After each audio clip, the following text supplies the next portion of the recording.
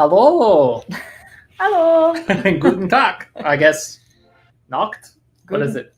I can't remember what the actual. Avon? Is it not Avon, or am I getting mixed Oh, up? it might be Guten Avon. Yeah. No. Guten Avon? Guten Avon. Dutch and German are like. They're too similar linguistically. I know that they're too similar for us only English speakers. Welcome everyone. Happy Tuesday. Kaylee's here and she says sound is good. So Yay. That is much appreciated. Thank you, Kaylee.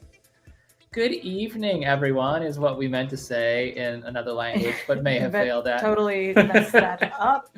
We have been talking for the last month and some change, maybe a little bit, about like all the things we experienced on our trip, like every other week for a while. This is our 4th live stream doing a trip report. This is a long trip and we had a lot to talk about. Tonight is going to be the last installment in that series, and it's actually going to be the last live stream before spooky season. Normally, if you're new to the Tim and Katie channel, we do take a little bit of a hiatus from live streaming during the spooky season because spooky season, for whatever reason, is what we apparently are known for. And that means that we go a lot more places, we get invited places, we are asked to shoot things, and it's really the only time of year when we're actually like celebrities. So yeah, we have to do a little bit more work on Tim needs more time to edit videos. I have to edit things on a timeline. I can't just do it whenever I feel like it. That extra few hours on a Tuesday night adds up. Plus we're tired. So I'm so tired. But it's so fun. Yeah. I'm really looking forward to spooky season. But all this to say, this is going to be the last live stream for a little bit. So if you're joining us, thank you for joining us. We hope it will be a fun one. We got still quite a bit to talk about, but this may actually be the shortest of our trip report series because there's not as much ground to cover. Because I'm not going to be ranting about Fly for 20 minutes. I mean, that will help. All right, friends and neighbors, let's dive right in. Our socials, if you're unfamiliar with us, are Tim and Katie on Facebook, YouTube, and Blue Sky. Blue Sky, I'm doing my best to keep up with, not doing a great job.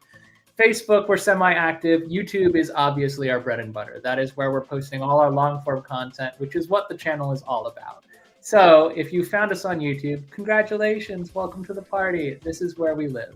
Everything else is supplementary. But Instagram, The Real Tim and Katie, and Threads are probably our second most active presences. timandkatie.net is our website where we post blog content, reviews, everything else. And also, it's almost up to date. It's chronically behind, but it's almost up to date. We're doing a decent job of pulling our weight. It will get behind again during spooky season. It absolutely will get behind again during spooky season. Well, Kaylee is excited to hear about Cologne, so that's probably what we should talk about. Well, as a reminder, we'll go over kind of what the trip looked like. Yes, so if you've but been it's a lead-in to Cologne. So if you've been on Germany as a one whole. of our previous live streams, you know, we started our trip at the fantabulous Europa Park. Yes. This was a 2-week trip which began actually in Switzerland, but only for a couple of hours, and then moved into the Germany destinations were Europa Park. And then we had Rulantica for one day. All these vlogs are out, by the way. We did long-form content for each of these destinations, some of them multiple different pieces of long-form content. If you haven't already checked them out, check them out. Then, of course, this is where I am. This is where I am in the edit process right now. Phantasialand. Guys, I just want to apologize. The Phantasialand vlogs should have already... I've got one out, but it's kind of a weak sauce one because it was only half a day. Little less than that. It's a taste. The full day vlogs, I promise you, they are coming, and I'm really like trying to make them good because I really want to do this park solid. It's hard because like it's hard to encapsulate everything that we did at Phantasialand over the course of 5 days into 2 long-form video content pieces. But I'm gonna do my best. I'm gonna try. I'm not making any promises anymore, but the aim is to have a vlog out this week and a vlog out next week, and we'll see how we do.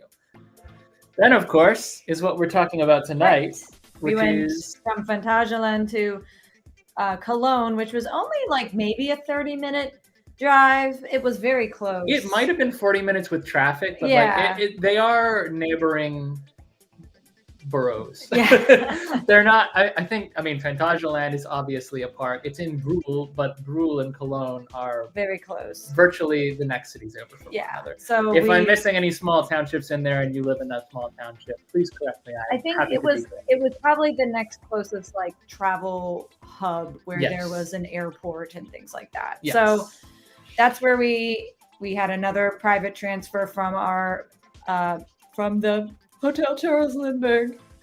We had to say goodbye. Went to Cologne. We did not transfer to like a bad hotel. No, like, no. You're making it sound like we went way downhill. But our view did go from here's a roller coaster to here's a lovely street. Oh, well, with yeah, our some window view, I architecture, guess. yes. But like, I mean, we were very close to the cathedral. So. Yeah. So let's talk about Cologne. This is Trip Report, Part 4. IV. Episode 4. Episode 4. Oh. For what? So Cologne, we're going to spend a little bit of time talking about, but we did, as compared to every other destination on this trip, only spend it's like a day and a half, really. Yeah. So like not even a full 2 days. It was the destination we spent the least amount of time in. But every time we do a trip, this is more my rule than it is Katie's, because Katie would be happy to go places for like cultural experiences and whatnot. I am all about theme parks.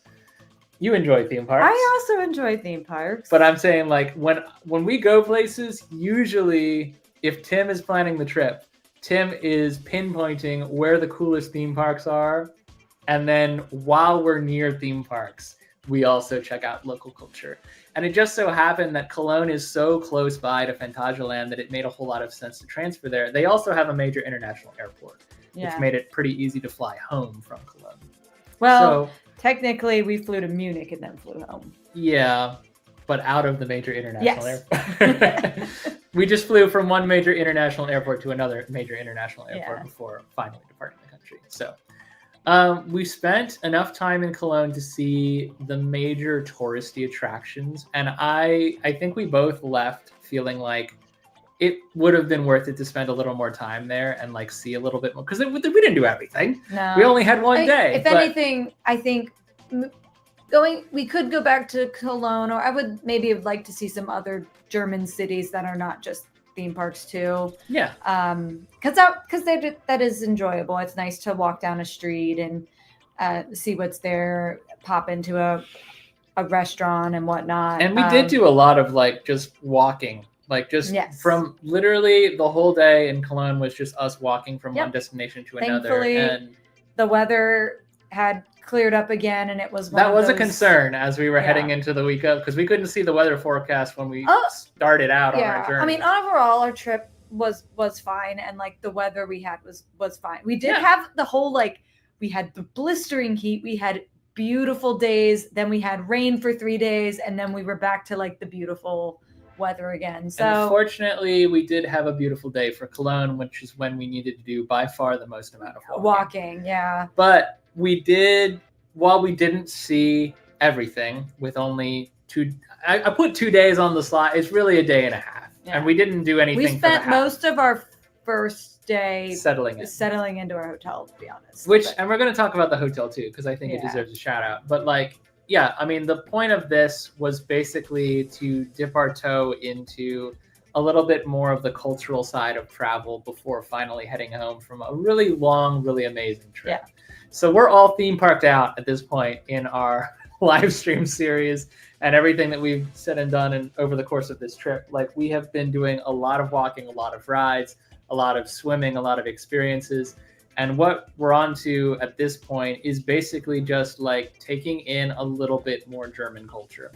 So in addition to talking about Cologne, the city, and the hotel where we stayed, we're also going to try to touch a little bit to kind of close this series out on like what was different about Germany, like things that we liked and didn't like, things or just observed. Yeah, things that we were agnostic to, but just were noticing as like a stark difference between our culture and theirs.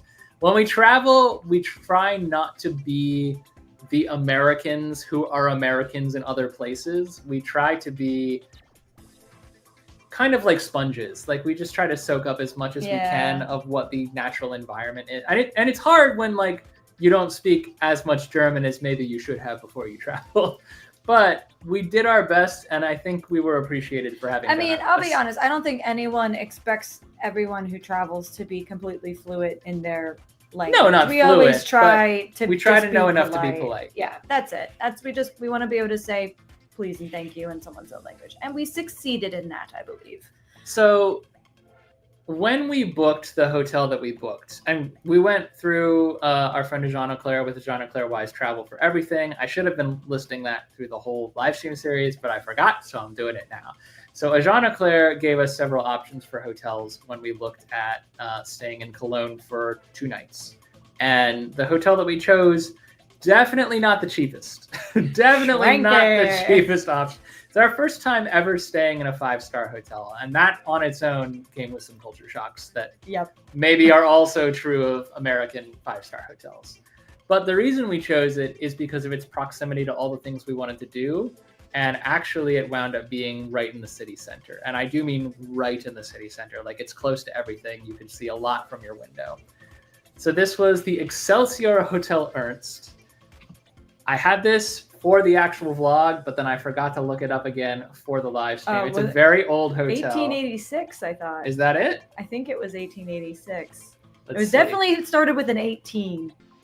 I remember that because it was on like some of the branding. Well, that's probably accurate then. 1863. Oh, 1863. Okay. So even older than than I thought. But you were on the right track. It was 18 something. Yep. It was within that 100 means it's approaching, not quite, but it's approaching like 100 and what? 1863. What is the year? Is it 25? 2025 minus 1863 Sorry, equals math is 162. I was going to say, I thought I was approaching like 175 years, but I couldn't quite do the math yet. But yeah, that's crazy. It was beautiful. There was a dress code to walk inside the hotel. I don't think they would have like kicked us out if we had a reservation and we came in like t-shirts and jeans. Honestly, we learned this trick after booking at the Hotel Hershey in Hershey, Pennsylvania. It's not so much a trick as it is. As it is like a faux pas that was committed on our. If you think you're going to be staying at a somewhat fancier hotel, see what they have for a dress code, because if you walk in and you look like a schlub, you're going to feel pretty stupid. So we did research, and it was like they would prefer you not walk around in like athletic sportswear. So it was a pretty loose dress code. It was loose. It was like athletic sportswear and like ripped jeans. Like it wasn't so hoity-toity. It wasn't like you have to wear a suit and a tie everywhere you go. But we wanted to make sure when we arrived, we specifically wore I think I was in like a little dress and you were in like a non-t-shirt I was a button down. I mean, I was still wearing shorts, which I think bothered you. Well, because they were like cargo shorts. But that's what I had. I didn't, and it was hot. That day it was hot. It was actually nice the next day. Yeah. But anyway, I don't feel like they would have like escorted us off property if we had a standing reservation and we had walked in something not fitting the dress code. But I also feel like the dress code is there not because they necessarily cater to this type of person, but in case there was one of those, oh, Reginald, gadzooks, they're wearing jeans and t-shirts here, like standing outside. I mean, I don't know why. I'm sure there is some reason why dress codes are imposed in places, and maybe it's historically not a great reason, honestly, but I don't know. I think it honestly, as long as it's posted somewhere like on the website so that you can be prepared, I'm fine with it. And again, it's not like they were saying like black tie or whatever walking in. And we, no matter what we were in, we were greeted very warmly by. And that's what I wanted to get to too, is that we're talking a lot about like the vibe and like the elegance of the hotel. So it made sense to mention the dress code, but also this is a very friendly hotel where everyone was very keen to help us. Yeah. So there was no like, oh, I can't believe you're here kind of. No, they were lovely. It's one of the few times I did not wear a hat into an establishment. I felt during very, this trip. very safe. The only downside to the hotel when we were visiting, honestly, was there seemed to be some sort of construction going on in the lobby that was very, very loud. Thankfully, we could hear none of it from our room. The hotel is very large and it has, I believe, 6 floors, but the 5th and 6th floors were actually added to the existing structure. Yeah. So you had to take one elevator to get to the top of the 4th floor, and then a separate you could take elevator, a separate, smaller elevator, or you top. could go up 2 flights of stairs if you were able, which we usually did, because that second elevator was tiny. Yeah. So this is what this is actually one of the sitting rooms in the lobby. There's more than one. The lobby itself is very small, but they actually escorted us into the sitting room on check-in and check-out day because of the construction. They were like, why don't you have a seat like while you're waiting for your ride or whatever. I think the construction wasn't happening when we were checking in, but it was definitely happening like both mornings. Because I remember it was happening when we went out, because I remember having to shout at the people like, can we get the turn down service? At first, by the way, cultural difference, and this may be more of a contractor thing than a country thing, but I will say I guarantee that renovation and or construction is done. By the time we're talking about that, like if you're planning a trip and you have the Hotel Ernst on your to-do, don't let us discourage you by saying there's construction in the lobby, because it's probably all finished now. Yeah. They are so quick and efficient with construction and renovate. By the time we made it home from Phantasialand, something we thought was going to take 2-3 weeks to finish construction on, which was barely vertical off the ground in the park when we were there, it's done. It's open. It's all of a sudden like the public can access it. So like things happen quickly and efficiently. And like again, like I'm not going to get on Yelp or whatever and give them a bad review because they had it, because again they were they were falling all over themselves apologizing for it. We couldn't hear it from the room. The only time it sort of bothered me, and again it's just because of like kind of sensitivity for like ringing in my ears, was when we were just waiting for our driver to take us to the airport. And again, they escorted us into a slightly this is the quieter room, and it was much better. So anyway, that was the downside. The hotel is beautiful, and for how big it was, it did not feel like there were a whole lot of people staying there, because took a while to like run into other people. But there were, because all of the rooms next to ours had like the do not disturb signs. So like they were all occupied, but like we just never saw people. But it was so like spread out, I guess, that like you didn't. Well, I think this is a hotel for people that want some space and privacy. Like I think that this is an older style hotel. And either you're out all day exploring the city, which is what we did, or you're in your room with the do not disturb. I think it is very much like a business trip hotel too, because as we'll get to, it's also literally right next door to the train station, the major train station in Cologne. Yeah. So and we'll spend a little bit of time talking about the hotel, and then we'll move on to some of the stuff that we did in Cologne. But to continue the journey of getting inside the hotel and finding our room. Tipping culture in Germany is a little bit different. People are actually paid what they're worth and enough to live on as bellhops and concierge and whatnot. But tipping is still appreciated if somebody has provided an exceptional service to you. So obviously, first time in a 5-star hotel, I don't even care about I'm just throwing money at people left and right. Yeah. So we had a bellhop immediately take our bags out of the car and run them back. Didn't even, ask us like, is your room ready? Just like took it backstage and then went to the concierge desk. Everyone spoke fluent English, by the way. Someone was speaking to us in English, talking to us about like, hey, your room is ready. It's on this level. It's on this floor. They handed us an actual key, but not like a small little house key. It was like it almost looked like a car key. Yeah, for scale, it was bigger than a car key. It was like this big. Like it was a solid size key, and it used electric locks, but it was like a physical key. So you put it in, and then it like used magnets to actually open the door. We had a lot of trouble with that, but that wasn't an issue with the hotel. That was an issue with us being stupid. Yeah, I think I got to the point where it was like I was the only one who could figure out how to open the door. At least one of us could, because I would have been locked out for the whole trip. We did spend like 15 minutes when we first got into the room, Tim practicing how to open the door. And I was like, we're going to have to stop. It sounds like you're trying to bust in the door. Eventually, yeah. I mean, I got frustrated and started like, can you just let me in? Anyway, so concierge gave us a splendid explainer on everything. We actually got, I believe thanks to Jean Leclerc and the travel package we booked, we also got like a credit, which we used on room service later. Yep. The concierge actually offered to escort us to our rooms and came along with us. First elevator, normal elevator, a little bit slow moving, but definitely big enough for all the people that it needed to hold. Second elevator, once we got off the first elevator, walked down a hall and took the second elevator to the newly constructed levels.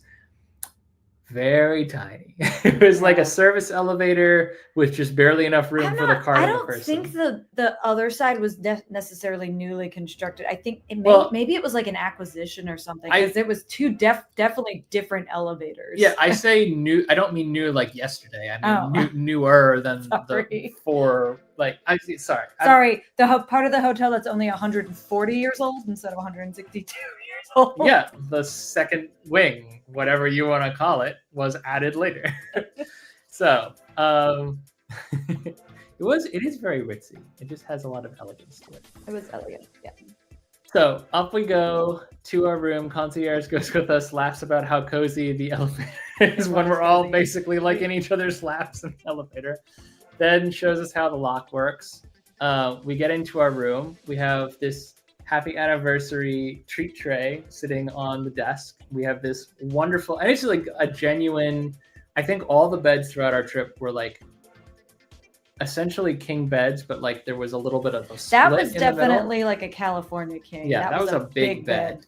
And they still had the European style, like the two different comforters, like smaller. That duvet. I definitely probably slept the best in that bed of all the beds. It probably was, I think, the most. Not necessarily because it was the most. I don't know if it was the most comfortable. I think it was the bed I slept the best in. Mostly just because. It was also the bed I slept the best in because I was finally not jet lagged at this point. Yeah, it's true. And that image on the far left that you see, that is actually the stairwell, which we wound up taking a lot so that we didn't have to take the slow, very small elevator all the way up every time. But you get the idea. Like, this is a kind of a ritzy hotel room, and it's definitely ritzier than we're used to, and we kind of felt a little bit outclassed. Like, I can only speak for myself. I sometimes feel like this degree of luxury is not necessarily from me. I feel like I sleep just as well in a Hampton Inn as I do in like an Embassy Suites Gold Star special class or whatever. Embassy Suites is not Gold Star special. There are suites that are more. It's like you've been everywhere without telling me. I know. It's just funny that you're like, I can't. Never mind. It's fine. I've been to nice Embassy Suites. Yeah, me too. So this just to say, and then I sent a picture of the bathroom to my parents, and my dad actually came back with, well, you know it's a fancy place when there's a little window seat in the bathroom. So yeah. And a bidet. I didn't take a picture of the bidet, though. It was there. There were two sinks. There was a nice like hot tub size bathtub. I think the only gripe that I had about the room was that the hot water was a little bit finicky. Like, it was hard you had to negotiate with the faucet. Yeah, and I'm sure that probably has to do with just the age of the hotel. Yeah, not that it's in any way, shape, or form like falling apart. It's a great hotel, but it's a historical hotel. It's been there for quite a while, as we established. So like certain things are going to work better than others, but the room was so comfortable, so nice, so swanky. The hotel itself also had a spa and a fitness area, which we did not use. I went in there. I thought about it, but within this spa and fitness area, there were, I mean, you can see them there. I have another picture that's a little bit closer up, but I didn't include it in the slideshow. There's free ice cold glass bottles of water that you can just take. There's also like wet towels, cool towels, warm towels. There's all kinds robes, of, it looks like. Yeah, robes that you can use, and slippers, footies that you can put on. The gym, the fitness area, you had a great view of not the Cologne Cathedral, unfortunately, but like down the city center street towards the Central Station, which I thought was pretty cool. And I honestly, I didn't hate the view that we had, even though we didn't have a view of the cathedral. But all these amenities were available to us, and we didn't get to use most of them because we stepped outside and went straight to the cathedral. We rested nicely in the room that first night, and I think therefore we did I think got our money's worth out of the hotel. At least I for that came night. this close to running down and using the spa, if not the fitness center, because there was like a nice cedar sauna in there. There Mhm. was like a relaxation room. I took more pictures than are in the You would have slideshow. had to be naked though. Yeah, it's true. Culture difference. In Germany, and indeed many parts of Europe, it's actually considered unsanitary to not or to wear a swimsuit or other clothes in a sauna or a spa. Yep. I guess all. I guess the dirt or the grime, like, I mean, it makes some kind of sense actually if you sit down and think about it. Like, if your clothes are what you're exposing to the elements, then your clothes are things that need to go before you get all cleaned up. Yeah. True. But so, hotel, 5-star hotel is worthy of 5 stars, and I will say I think we very much did get what we paid for. Everything was immaculate from top to bottom. The breakfast was included. I do think you said this, and I agree with you, that the breakfast at the Hotel Ernst was actually perhaps less impressive than some of the buffet breakfasts that we had elsewhere. Like at we didn't have buffet. Well, we did at the Charles Lindbergh, but I was thinking mostly about compared Europa to Park our- and the Bell Rock. Like we had Bell Rock breakfast, Charles Lindbergh breakfast, Matumba breakfast, and Ernst breakfast. Yeah. And I do think that of all of them, I think the Ernst was my least favorite. Our favorite of the Brits are in. breakfasts. Hello. Greetings. We are good. We are good. We We're would as be good better as if we well, were we're as still. good as we can be, I guess. We would be better if we were still on vacation. Oh, just walking out of Epic. Sounds epic. Awesome. We still have not been. No. And would you believe we've actually done a pretty good job of not spoiling ourselves? Yeah, not too much. Have not watched any content from. Have not seen. Well, I have seen pictures, but To- haven't seen any. To answer Kaylee. Yeah, I know. I was gonna circle back. Okay, I was gonna say I didn't want it to disappear. Yeah, no. Kaylee, I'm pretty. So you, I think you can. You I can don't- sit on a towel, I but you think you cannot. can. I don't think you can wrap yourself in a towel. You can to like walk around the like. You don't have to walk around all the facilities naked. Like I did that at Haigadol. I was wrapped in a towel, but then I went Oh. and sat in the. Yeah, I don't know. We might have to double check, but It is a cultural thing. Yeah. And it's not really one of the ones that we had listed, but it is a cultural difference that we noticed in the spa and sauna areas. Because most of our hotels did have spas and or saunas, and it was largely that way across all of them. yeah. So I'm a little bit shy about my body, hence why I'm always wearing clothes at a water park. So it wouldn't have been probably the most comfortable thing for me either, but it's something that I could adapt to. I will say it is kind of freeing to not care and to realize that no one else does. But we don't have to belabor that because I think I talked about it during the other live stream quite a bit. It's something that I think we'll explore more as we go Perhaps. further into Europe. I mean, this is not going to be our last time in Europe, which I sure hope that.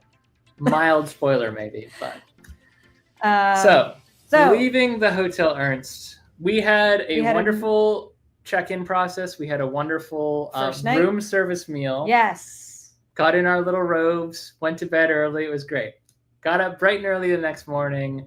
It's a little bit cloudy because it was a little bit cloudy all day, but overall we had great weather. And this was the Cologne Cathedral. Yep. When I tell you that this was right outside the hotel, I do not mean that we had to walk a little ways, a couple blocks, It and then was- turn a corner. It was I mean, literally like, just as close as like the theme park entrance to If- like So let's speak in theme park terms since you brought that up. Those who are familiar with Disneyland and the Esplanade that connects the two parks, it was DCA to Disneyland. like maybe front entrance to front shorter. entrance. It was Maybe even a very little- close. We literally could have. I mean, I feel like it would be a felony, but we could have hit it with a rock if Probably. we wanted it to would from across. probably be illegal. I So recommend it. this cathedral is probably the most significant and best known icon landmark of in Cologne. Yeah. So it was the thing. Both of our pins had it on it. Yeah, it was something that we had to visit. Now it was still being actively renovated while we were there, so there were some areas we couldn't access. I would argue that most really old cathedrals in the world are always being renovated. Yeah, like they're just they have to be because as soon as you take the time to fix one part, you have to start working on another part. So there was some scaffolding around to like the side. That was most of our pictures are scaffolding free. Yes, they're eagle eyes might see more of it, but at least the front was pretty scaffold free. So we got a lot of pictures of that, and we were able to do we wanted to get here so that we could do I think it's the South Tower climb.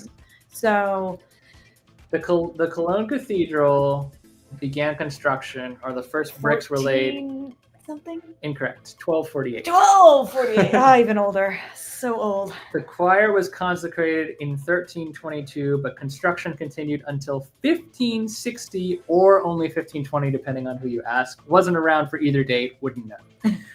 It's old. It's an old cathedral, and it is, as Katie said, like the older it is, the more you have to renovate it to make sure that it stays as beautiful. But this is still an active cathedral. Yes, church services are still held here, which is why when we were looking into doing this, we were like, we have to. It is actually closed to tourism traffic between the hours of I think 6:30 and 9:30. Yeah, I think they're doing mass that day. They did 2 back-to-back mass services, and then it opens to tourists, and then it closes in the middle of the day for another mass, and then it reopens for tourism. But for those who were coming in for tourism, we were told, like, get there as early as you can. So we're like, okay, we'll get there. And maybe 10 to 15 minutes after it opened for tourism. It was already swamped. It was absolutely bonkers. There were tourists everywhere. There were school groups everywhere. Yep. Do we remember what day this was? I think it was a weekday because it was definitely a weekday.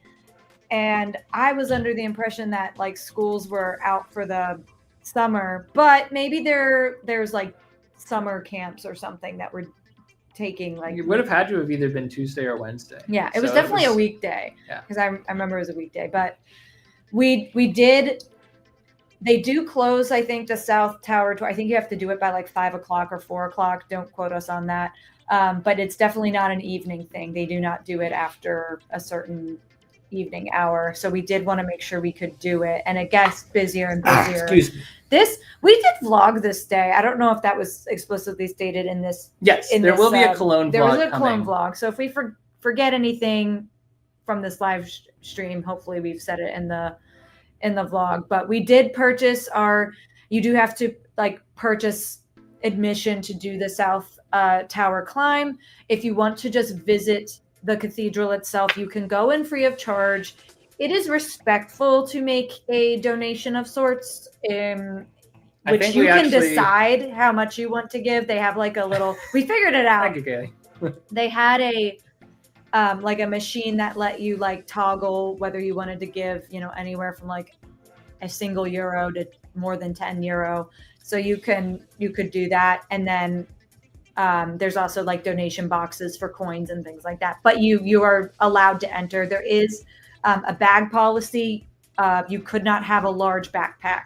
It had to be between certain dimensions. You were also asked to remove hats on your way in. Yeah, no hats. Which I did, but then I think women could wear a head covering if it was like a respectful head covering, but men could not wear like baseball caps. But I didn't have a hat this day, so it wasn't a big deal. But like I had the hat with me, and when I saw other people in the cathedral, it feels like they weren't like policing this policy. It was more so just like out of respect, they ask you to remove your hat on the way in, and then once you were inside, like people were just putting their hats back on. So I tried to be as respectful as possible. Yeah. We talked about this during the vlog experience too. Like Katie was raised Catholic, I wasn't. So like cathedrals like this hold more of a cultural historical significance to me than a necessarily like reverence or like a religious significance to me. However, I will say, like, walking in, like, there is a sense of like palpable historical significance. Oh yeah. So like, you probably will want to take your hat off anyway. Yeah. If you're anything like us, just like walking in, you're wow, if I am not worthy. If I was walking into a synagogue or a mosque and there were rules about what I could and couldn't wear, I would respect those rules. Yeah. So I'm just gonna do that. So pictures really don't do this place justice either. Right. Like, you can't really see the scale of what, I mean, anyone who's been to a cathedral or a synagogue or a mosque like this will know what I'm talking about, where you just look up and like the ceiling goes on forever. It's towering so far above you, and just the fact that they were able to get like paint on the windows up that high is remarkable. So install the glass, yeah. So there are a lot of beautiful stained glass windows. Very hard to capture, probably on film as well. We tried, but there's a little bit in our blog, but it's tricky. Photos is tricky. There was actually like a new window that was actually designed by like a computer program. Like the colors were randomized by, and then they put the colors up there. It's very beautiful. I think we did take some video of it, and I think I talked about it a little bit in the vlog too. But who knows? Maybe it'll get cut because I sounded stupid or something. Well, I didn't think you sounded stupid. I did take like a little. You were very passionate about your mosaic art. They had like a brochure in multiple languages. Of course, we grabbed the English that had like some kind of things not to miss if you were going to take some time to walk around. So I wanted to see all of those things. They have different arts, different sculptures or paintings or things like that were significant. There is apparently a relic of Pope John Paul II somewhere in here. I tried to follow the directions. I could not find it, so that made me a little sad. But we found most of the other. I found everything else. Significant. There was items. like some sort of. It was supposed to be like next to some door, and I kept looking for it, and I was like, we've got other things to do today, and we still want to do the tower climb. So listen, if National Treasure has taught me anything, it's that there's a bunch of hidden passageways in every cathedral. Oh yeah. So very cool. Talking of the tower, there is a fee associated with climbing to the top. It's not a donation; it is a fee. Yes, you have to buy admission. Yeah, they actually have like a ticket booth right at the base of the stairs, and the stairs themselves are so unassuming, at least at the base, that you're like, "Is this it? I guess this is it." If you're facing the front, you have to go around the right side, and then go down some, like you said, unassuming stairs. It kind of looks like you're going to a restroom, and then there's and then we went. It almost felt like we were going through like a tunnel, right? Like there was stone all around us, right? Yeah, they carved out some within or near the ticket booth, I guess. There's like a it looks catacombs like, or something. a dig site where they've actually unearthed some of the original stonework that started at the base of the cathedral, and that is kind of like your entry signature. This is a picture of Katie looking cute at the top of the cathedral. It was a rather harrowing journey to the top of the cathedral because all the stairs look like this. Yep.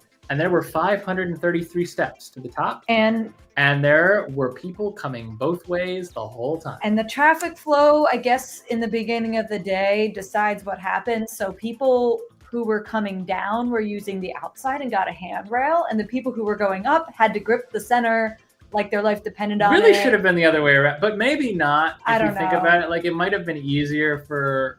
Like, I don't know. I feel like I would be more nervous about falling if I was going down. I really don't think there's a better way to do it, because even if you were like, hey, everyone only go up for an hour and then everyone only go down for an hour or something like that. Someone's stuck up there for an hour. Someone's stuck up there way too long. So it was spiral staircases. Again, like two-way traffic. So like you're constantly like people who don't know what they're doing are like kind of like trying to squeeze through. There's varying different body types going through. So like this is a tight fit and it's a long climb. And there are like stops kind of along the way. Kind of, but they're easier to hit from the outside. They're easier to hit from the outside. If and you're honestly, coming up, you don't really even see if you have the cardio, I'm glad we did it in one sweep up and then took our time coming down. Yep. Because if I had to keep stopping and starting that, I probably would have had a panic attack at some point. I think this is the only time I'm aware of where you got like genuine vertigo. Yeah. So, well, going down, I got worse vertigo because I kept seeing the spiral, and but I was going like, down, ugh. you had the handrail. Yes, Maybe that's so I why couldn't- going down gets the handrail. Yeah. So Because you have to look at what you're doing the whole way. but we did get to the top. We saw a gorgeous view. We took lots of pictures. We met this group of like young German girls who were apparently so excited we were vlogging. It was very sweet. Yeah, it was cute. After knowing them for literally maybe 2 minutes, they said we were the greatest vloggers they'd ever seen. Yeah. Their petri dish must be very small. That's very small. but it was if any of them are watching right now, thank you so much for your compliments. It meant the world to us. And for taking a nice picture of the two of us. And for taking a lovely picture of us at the top. It was worth it climbing all the way just to meet you. Yep. So, and then I would say too, like on that note, like the German people were very kind to us and very nice. I think the fact that like we knew a couple words in German may have helped us a little bit, but generally like the people who were nicest were the ones who were just like trying to like speak English for us. And yeah, I feel like we didn't have I don't think a bad encounter the whole trip. No, I can't really think of any. Nothing that soured it. I gotta say, like, as an American, I deserve to be treated Yeah, badly. but by all means, like, no, like we do not expect the red carpet to be rolled out. No, it's just nice. I it's absolutely would not blame anyone for looking down on me as an American. Yeah. I mean, but we just had such a wonderful time, and all of our interactions were wonderful. So this was just the last and perhaps most prevalent of the day, but this was a nice trip. It was a nice activity we did. As certainly. You can see in this image, you actually can see, well, kind of, I use portrait mode, so it's blurred, but I have pictures too from that view of the train trestle that is also Cologne is known for, the double train trestle into Cologne Central Station. This was 533 steps total, but only about 80% of them were that winding stone staircase. The last 20% were, what was it called? The iron something? Yeah, there was like a metal tower staircase, which I was honestly grateful for because it was wide enough people to go up.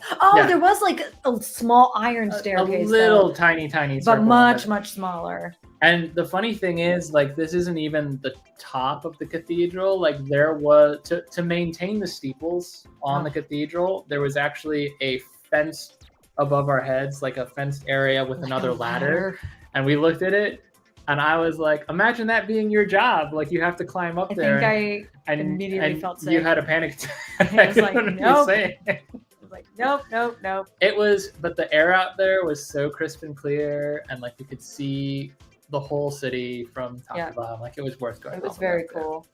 And it's not something that's, I think, like offered at like all cathedrals either. Granted, I haven't been to all of them by any stretch. Oh, I have. And maybe but I don't remember it being even an option to like go up into one of the towers at Notre Dame. Maybe it has been historically, but I don't remember that being the case. I tried to save a couple of visuals for the vlog itself because I do want to put this out there that, you know, we have a vlog and it was a full day and not everything that we're talking about is covered in the images of the slideshow. But we also saw things like the clock mechanism that actually like chimes the bells. Yep. We saw the bells themselves on their way down, and we also saw like an archive area where like they've moved like certain like statues of saints and whatnot. Mm-hmm. Old confessionals, old confessionals, like texts. I was about to say holy texts. I don't know whether they're holy or not, but you know, holy in the sense of like they're old and they have holes in them. So I think we spent about 2.5 hours at the cathedral between like arriving on site, exploring the interior, walking up the tower. Doing the tower. Yeah.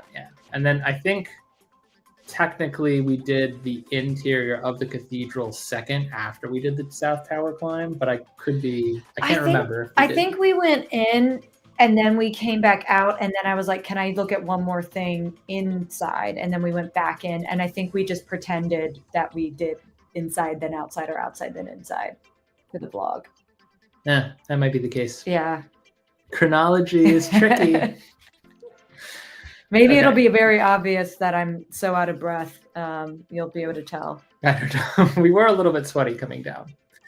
So we were determined this day to have like actual German food because we had, currywurst, meatballs, all the German things over the course of our stay at Europa and Phantasialand. But I don't know how that food differs from what you would get on the I street. don't think we had like I don't remember having like a theme park currywurst. Did you have one? Didn't we have some at the gas station? That was just- currywurst to go. It was meatballs, but I don't know if it was wurst. I mean, I had wurst with breakfast every day at Europa Maybe too. that's true. Anyway, Maybe you just weren't. we had cultured some. enough. We had some street food. We did.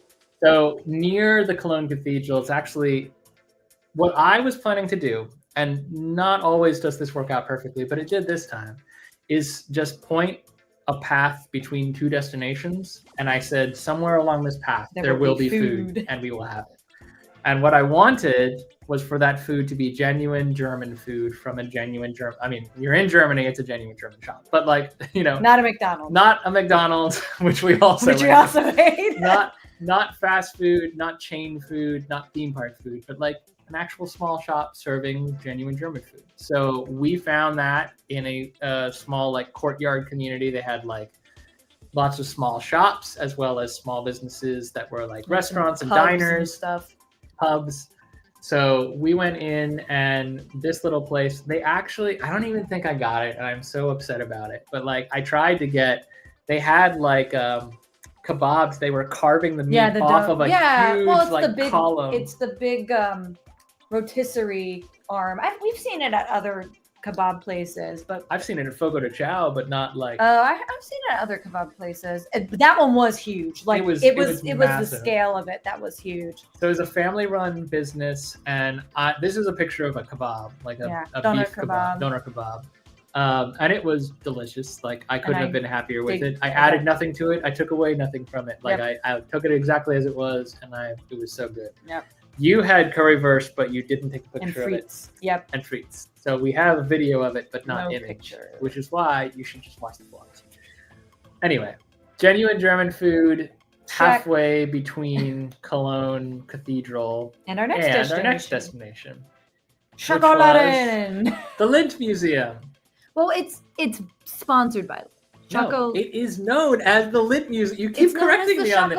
It's got Lindt right there on the thing. You can see it in the picture. It says Lindt right there. But it's got a big S. Isn't that Schokoladen Museum? Yeah, it's Schokoladen Museum. People call it the Lindt Museum or the Schokoladen Museum. Like, it's interchangeable. People call me Tim. Men call me Tim.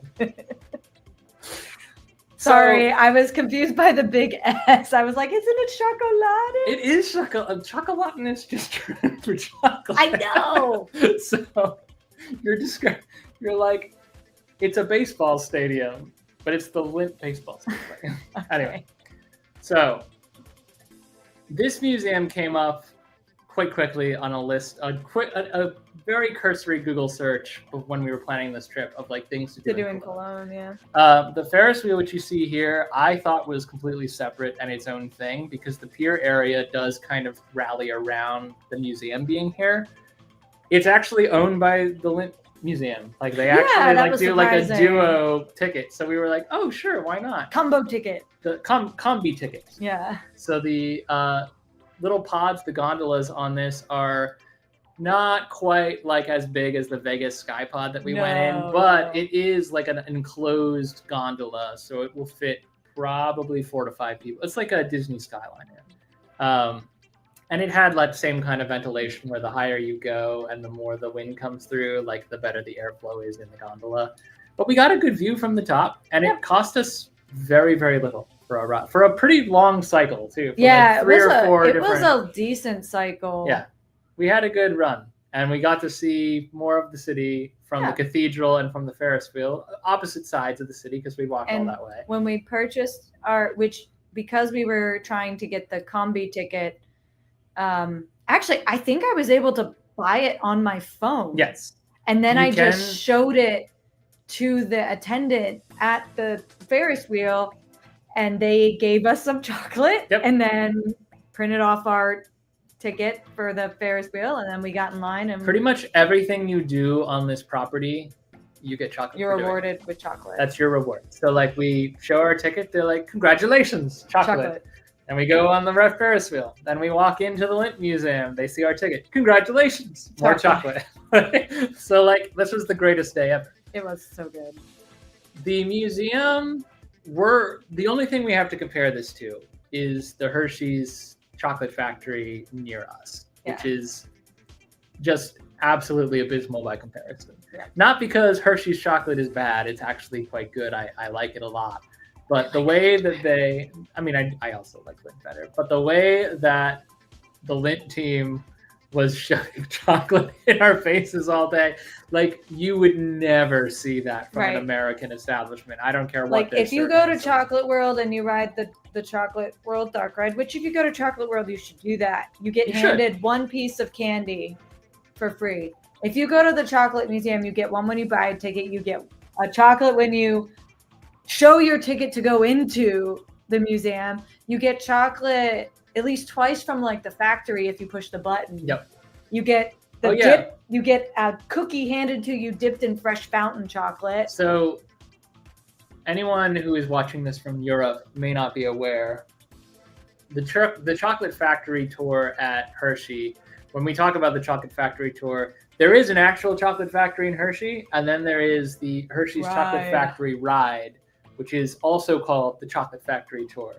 We've done the ride several times. At the end of the ride, they give you a small, teeny tiny little Hershey bar, and you eat that, or it melts in your pocket. Yep. Go whichever way you go. Yep. This is an actual chocolate factory. Functioning. Like it functions as a fact. They make chocolate products on site in front of you, and then they hand it to you. Yeah. So what you're seeing on the right side of this image is a split picture. This is the Lindt chocolate tree.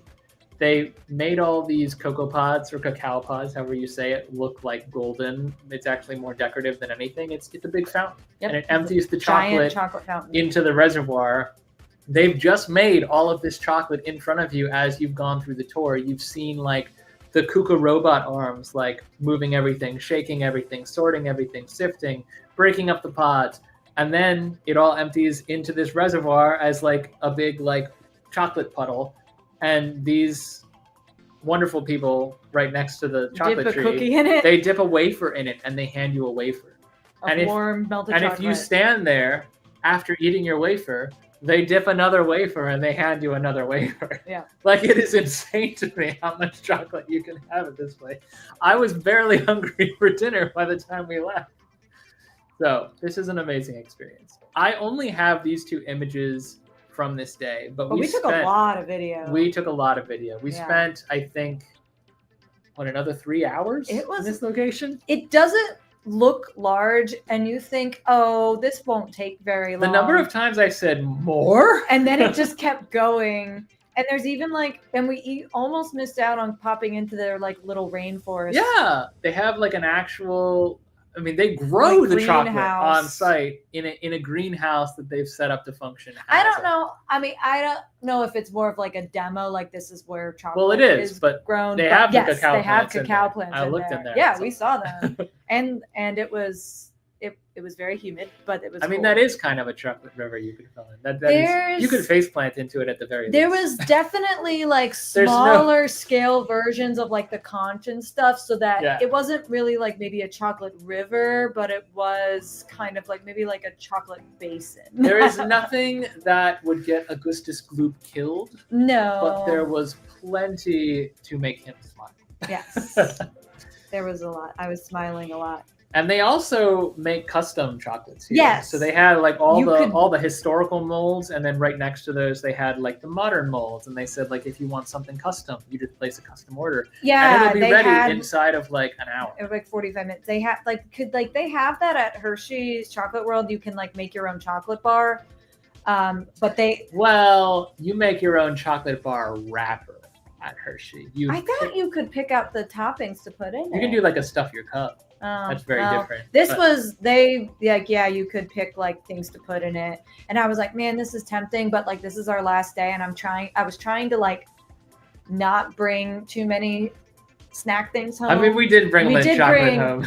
We did bring chocolate home from Charles Lindbergh, but it was like I was worried about bringing stuff home. It was Maybe so good, someday. Maybe I'll make my own chocolate. And the funny thing is, the Lint chocolate being based here, it's the museum is here, but the actual production facilities are off-site. It's a Swiss chocolate. Switzerland, I think, right? So all the Lint factories are in Switzerland, but Lint has fully sponsored this museum experience, and it's all Lint chocolate. So like, and that's the case throughout everywhere we visited in Germany. Everything was Lint chocolate, and I was not complaining, by the way, because Lint chocolate is fantastic. Lint was definitely all over. I don't know. So the other thing is, like, Europa is in Rust, which is near the Swiss border. Cologne and Brühl are both central or south central, west central, whatever. Some German can correct me. I'm so sorry if I'm not getting the geography right. We didn't travel that far from the Swiss border to get from Zurich to Rust, and then from Rust to Brühl and Cologne. I don't know if Lint has the hold it has on northern Germany and further from the Swiss border, or if it's just the proximity to Switzerland that makes this a more desirable arrangement. But I will say, like, I ain't mad at it. No. Lint chocolate is great. Yeah. And arguably better than Hershey chocolate, but I think so too. But we had a great time. I would definitely recommend it. It's also a great, all-weather activity because it's pretty much all indoors unless you want to go out to the observation deck that they have. It was really fun. We ate a lot of chocolate. And when you finished your tour and you were leaving, they handed you more chocolate. So funny thing about that, this is in the vlog too. We're leaving, right? We're on our way. Jackie. Thank you. Thank you. We have been talking nonstop about chocolate. Nonstop for like chocolate talk. We love you so much. Thank you so much. On our way out, so we're like on our way out of the museum, down from the many different steps, going past all the Lint production facilities. We're finally like, okay, time to head on to our next stop. So we're on our way out the main exit, and they have, as they do at like the Hershey's chocolate tour ride, like a little person standing there with chocolate. And all the chocolates are different. And I didn't speak enough German to be able to differentiate between them. So Katie picked up one. She's like, this one looks good, and kept walking. I just like the wrapper. And I looked at it, and I was like, And in that moment, in addition to immediately figuring out that I was American, they also figured out that I was having a hard time reading all of the chocolate labels. And the person who was staying there went, you can have them all.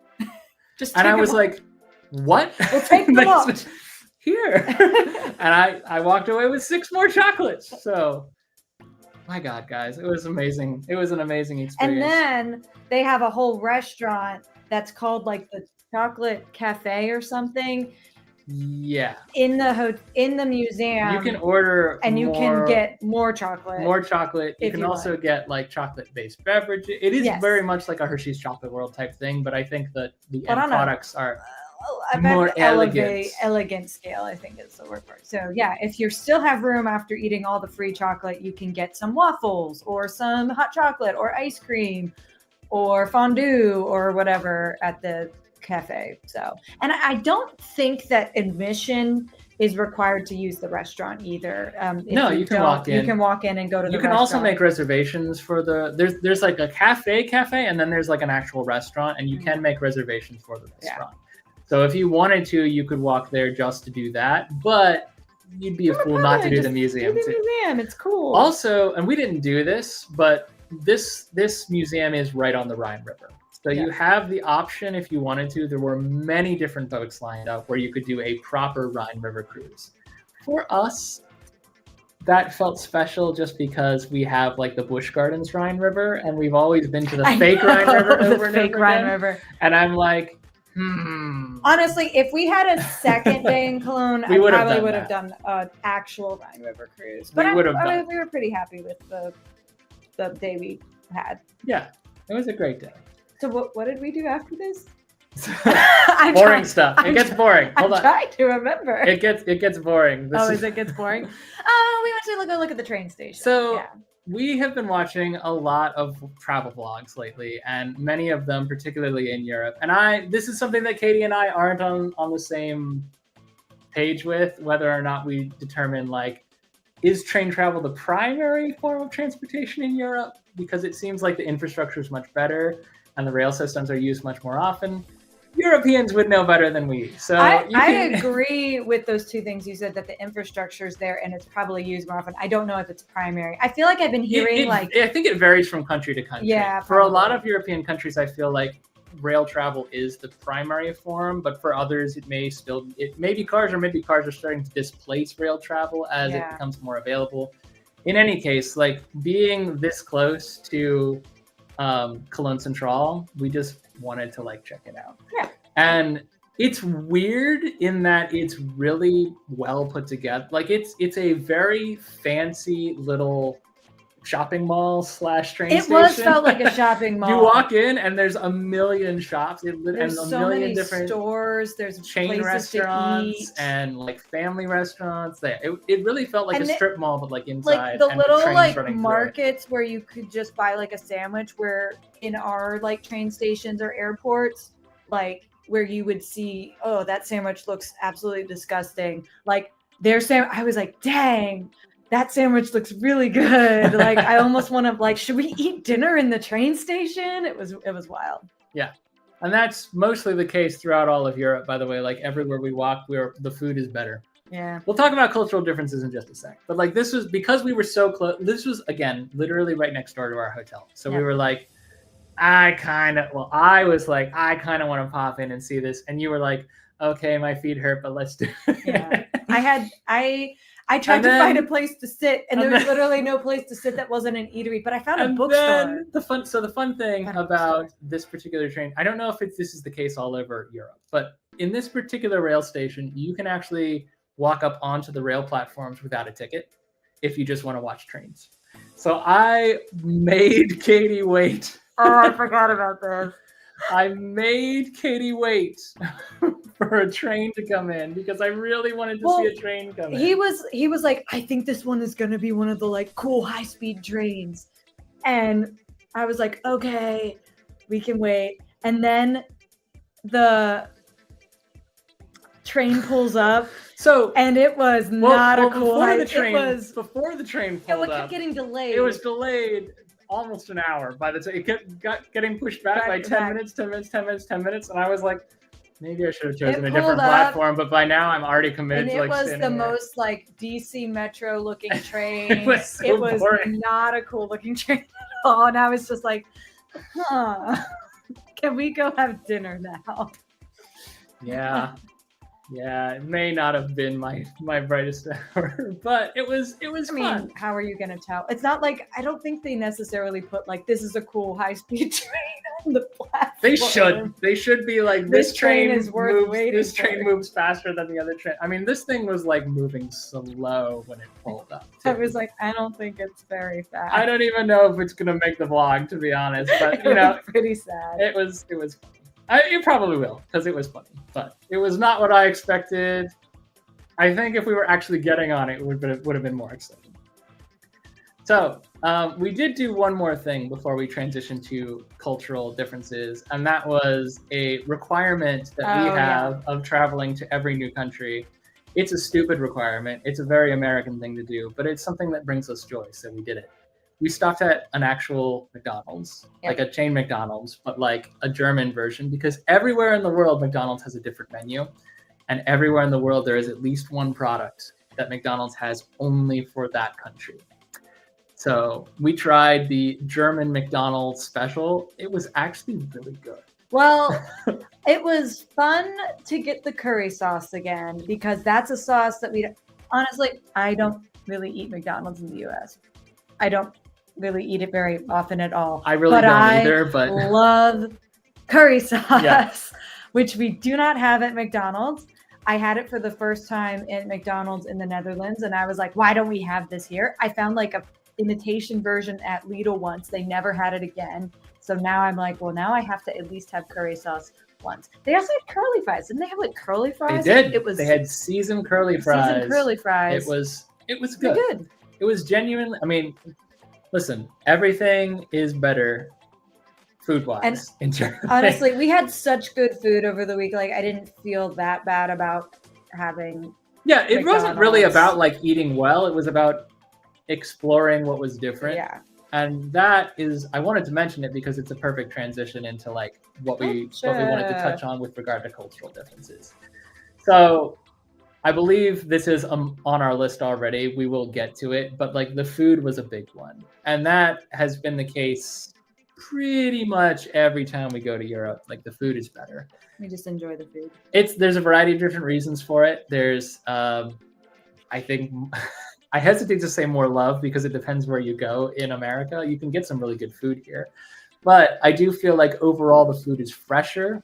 The food variety is more widely available. You don't get tired of eating the same thing over and over again. Part of that is being on vacation, I'm sure, but yeah, I mean, when you're traveling to Europe as a tourist, you're seeing everything through vacation eyes. So like we romanticize it a little bit, but just throughout the whole trip, like we didn't have a single bad meal, not one. No. Until the airport. The airport, I did not have the greatest meal, but I did that to myself. I did that to myself because I knew what I was ordering and I thought my meal at the airport was good. So some cultural touch points that were a little bit different, in some ways culture shock. A lot more Germans than Americans are multilingual. Kids that we met on the street would all know a little bit. Now, we were going to like touristy areas. Like Europa Park, you would expect people to be a little bit more multilingual, maybe. Phantasialand, apparently, and I'm finding this out more and more with each live stream and each conversation that I have with people responding to our content, Phantasialand's not as well known. So more people there, I expected to be less fluent in English or other languages, but in point of fact, many of them spoke fluent English. I think the thing that just caught me off guard, which is me just being like, this is not supposed to be surprising to anyone. I kind of forgot how close France and Germany were. So when we were in Europa Park, and as someone who, did your required like 2 years of language in high school, and I was the smart cookie that chose French, I was like, dang, I really wish I had brushed up on my French before coming. Probably even more so than trying to learn more German, because if I was picking up a language I had already somewhat been familiar with, it would have been a lot easier than trying to learn German while also trying to actually learn Dutch. So that was tricky. Yeah. In Phantasialand / Brule / a little bit of Cologne, I saw more signs, I think, in Dutch. Not more as in the majority, but like more as compared to Europa Park. Because Europa Park is closer to the French and Swiss borders. So like more people speak German and French in Rust than speak Dutch. But then the further north you go, the more people speak Dutch. It's English always was widely spoken. Oh yeah, there was no problem. Like I think we already brought it up in a previous live stream. There was only one time we ever encountered a true language barrier, and Google sorted it for us. Yeah, because you always have a translator in your pocket now. Maybe 30 years ago it would have been a bit more stressful, but it's fine. But that was why you were saying you should have just brushed up on French rather than trying to learn German, because we are in the middle of learning, really learning, trying to actually learn the Dutch language. And Dutch and German share some similarities, enough so that you can get confused. Confuse myself, not because they are the same. No. I don't want people to misconstrue that. No, it's just many languages share similarities. These are just two that happen to share many roots. Try to greet hotel staff in the morning, and I would have to tell myself Guten Morgen, not Guten Morgen. So they're similar enough to me that I was getting my wires crossed in my head a little bit. So I think the message here, apart from the fact that, as a country, Germany is teaching more languages and people are more keen to learn more languages. It's surrounded by more countries of varying languages as well. Yeah, you also don't have to worry too much about a language barrier when you travel here, because no matter what language you speak, there's a good chance you'll bump into someone who speaks it also. Yeah, food. So restaurant culture is a little bit different. All the food is fresher. We were expecting smaller portions, I think, than we got.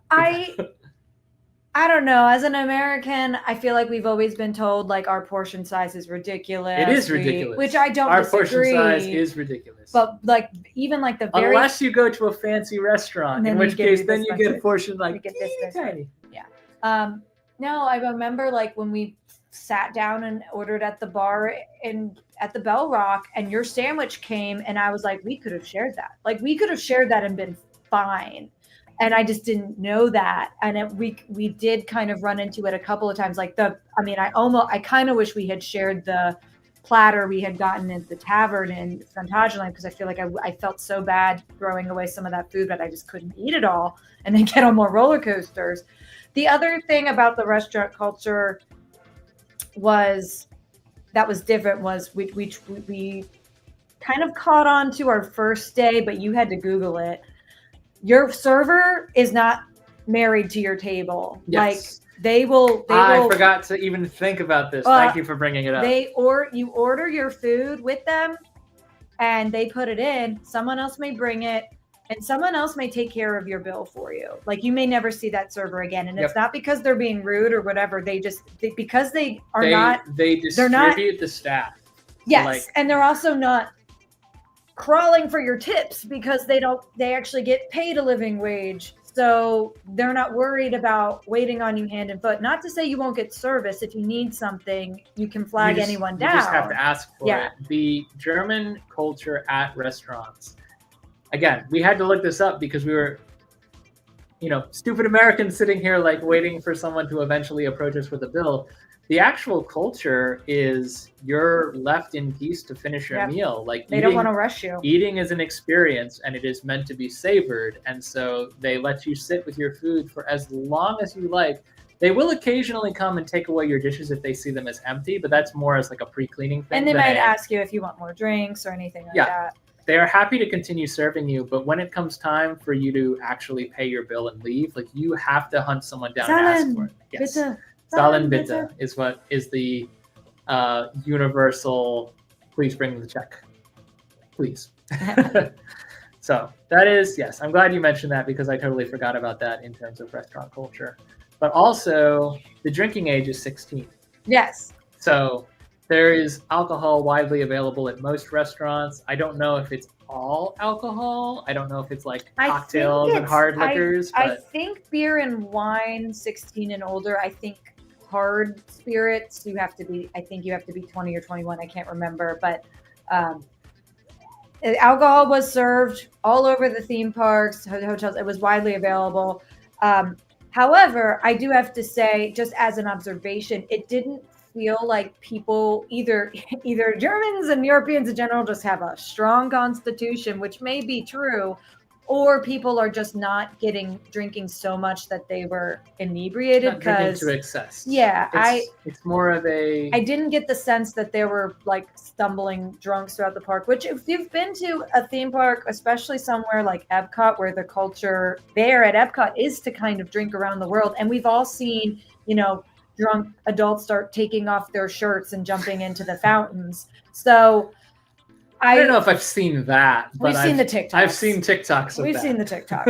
So not to say Someone that did like it. maybe there's just a better sense of like I know my limits, or maybe again like they're just because drink sizes were not. I mean, I remember every drink I ordered, I'm like, this is a huge pour. Like this is generous. So I think it's partly to do with the meal is to be savored and the meal is an experience. So it's more so like the objective is to have something nice to drink with my food. Yeah. And partly another thing that I think I have is my last bullet on this grand tour. So I'll get to that in a second. But yeah, cultural differences.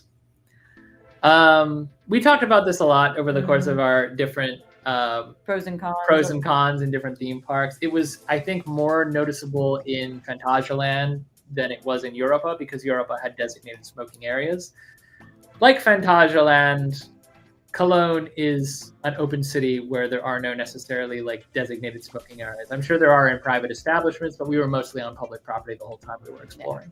So overall, and this is the case in the Netherlands as well, and a couple other places. And I don't think you're allowed. I still think there's there's more restrictions on smoking inside in Europe. Yeah, but, of course. But there was an area in like a smoking side of the restaurant in the Fantasia or the Europa Hotel. There was a like literally a smoking lounge. Yes. Yeah. Yep. I do recall that. So I remember you were like, "Do you want to?" I was like, "Oh, should I go in there?" And it was like, that's probably don't want to. Yeah, asthmatic, but not a good combo. It's just something to be aware of, if you're sensitive or have a condition where that's exacerbated. Yeah, I don't say this to pick on anybody No. who is smoking or who chooses to smoke or who enjoys smoking, because that's the European culture. I'm just saying it so that if you're unprepared and you are, as Katie said, sensitive, like it's something that you prepare for, because it is going to be a part of your vacation. Yeah.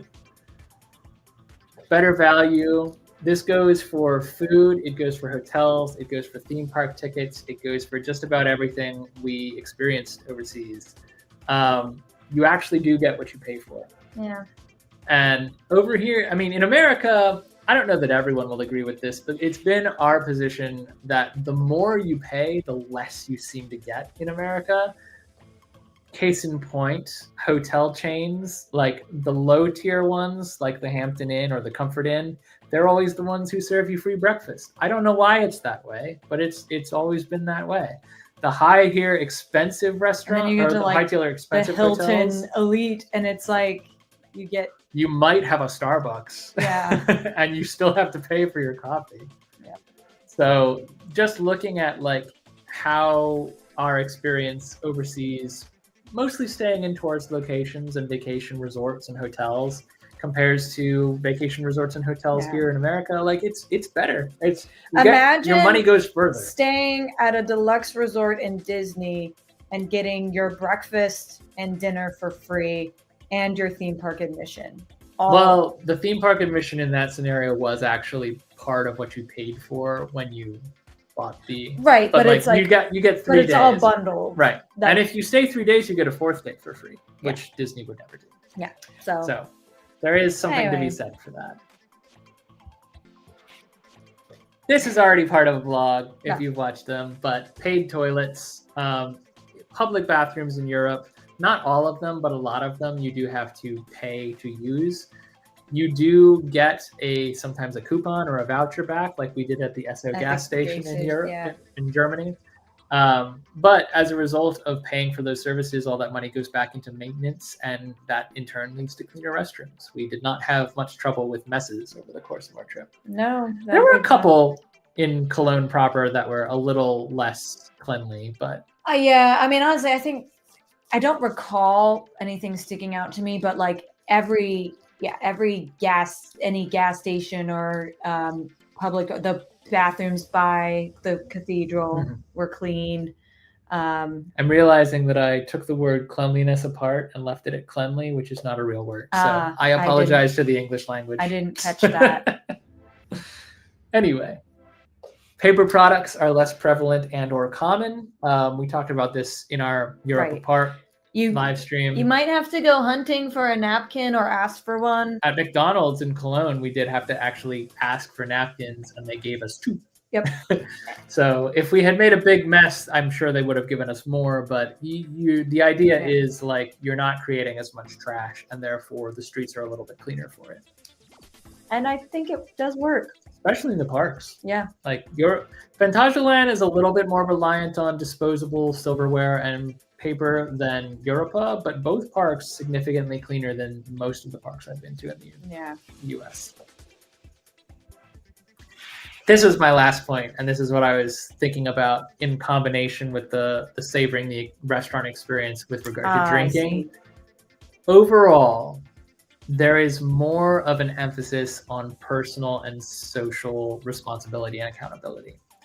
It just seems to be more of a you do you and I'll do me, and if you need help, ask. Like that seems to be the general vibe. And not to say that, Americans can't be that way, but I think our culture is more individualistic as a whole. Whereas this culture is more, I would say, like individual community. Yeah, I guess like there's ways we can help each other. I don't know. I noticed it in things like people leaving the recycling on the outside of the trash can because they knew that someone was going to come by and collect the recycling, and that it saves, in the end someone can get money back for those bottles getting recycled. So they would just, leave it there. I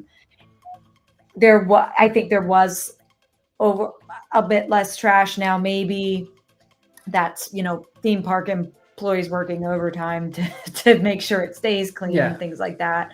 But I don't know.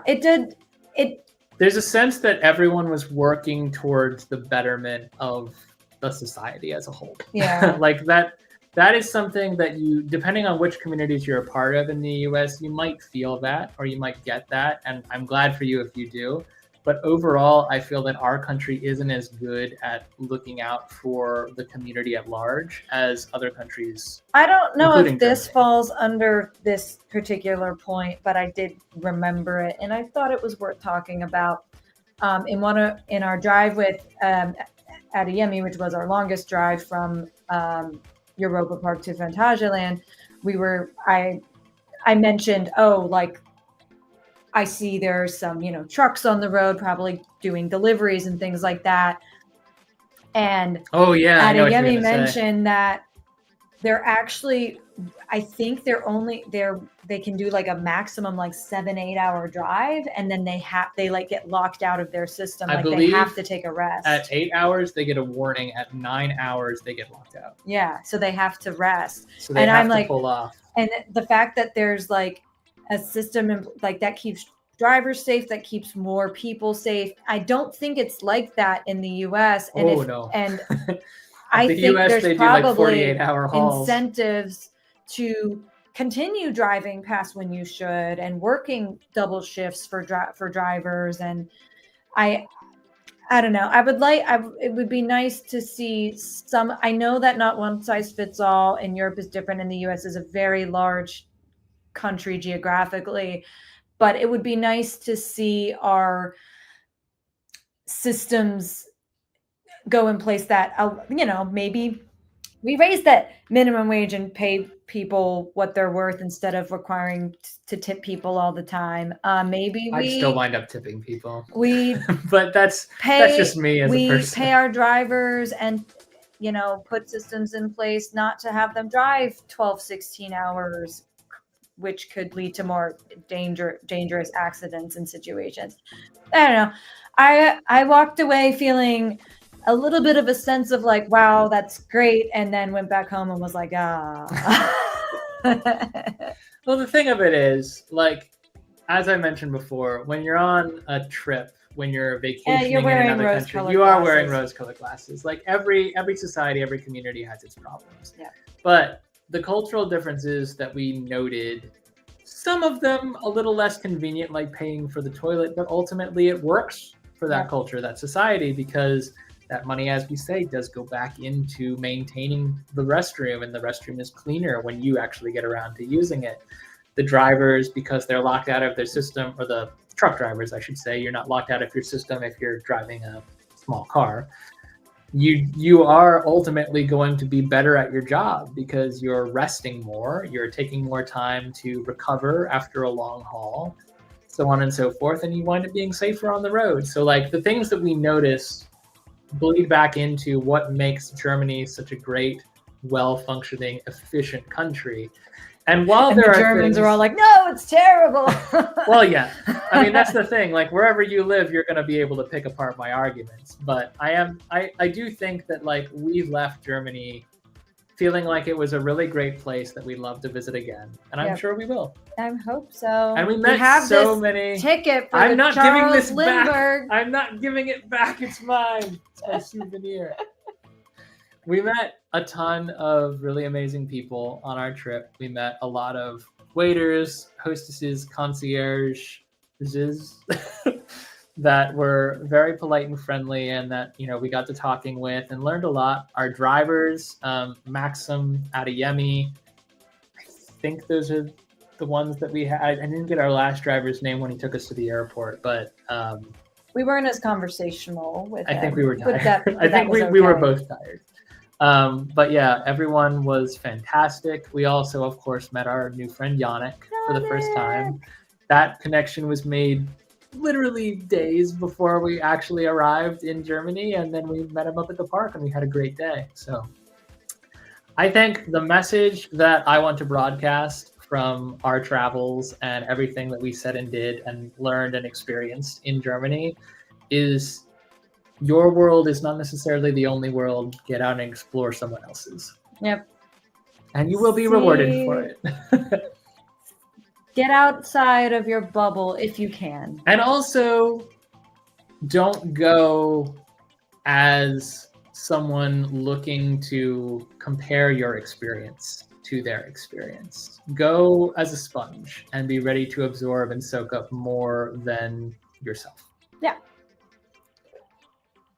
Anyway, that was our trip. That was our last live stream. Our We last spent a live cumulative like 7.5 hours talking about it. It was a good trip and there was a lot to say. And there's more to say in our vlog. So if you haven't checked those out, please. Yeah, if you're not sick of seeing us or If hearing you're not us talk tired about of Tim Germany, and Katie yet, ta-da! There's more.